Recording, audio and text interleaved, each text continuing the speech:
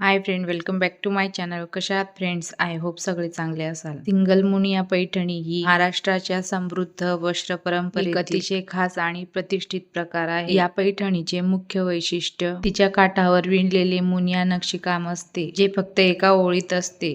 मुनिया म्हणजे पोपट, जो या साडीला एक खास आणि पारंपरिक सौंदर्य देतो. म्हणूनच या साडीला मुनिया पैठणी म्हणतात. आजच्या व्हिडिओमध्ये आपण पाहणार आहोत सिंगल मुनिया पैठणीचे 10 आकर्षक रंग. व्हिडिओला स्किप न करता शेवटपर्यंत नक्की पहा. मुनिया पैठणीच्या काठावर पोपटाला हिरव्या रंगात विणले जाते, ज्यामुळे ते अधिकच उठून दिसते. अनेकदा या डिझाईनला तोता मैना असेही म्हणतात. सिंगल मुनिया पैठणी ही फक्त तुम्हाला एकच मोरपिशी रंगात नाही तर अनेक रंगात उपलब्ध होते. लाल, पिवळा, निळा, हिरवा, जांभळा आणि गुलाबी या रंगात पैठणी उठून दिसते. या साड्यांमध्ये विशेषतः मँगो, मस्टर्ड, मोरपंखी, निळा, हिरवा, लाल, केशरी यासारख्या तेजस्वी रंगांना जास्त मागणी असते. कमी बजेटमध्ये उपलब्ध होणारी परंतु मुनिया नक्षी असलेली ही साडी आहे. पदरावर आकर्षक नक्षीकाम आणि अन्य पक्षीही असतात. आंब्याच्या बुटी, कमळाच्या बुटी असे नक्षीकाम विणलेले असते. ही पैठणी विणताना कुशल कारागिरांना खूपच वेळ लागतो, ज्यामुळे ती एक किमती आणि टिकाऊ वारसा ठरते.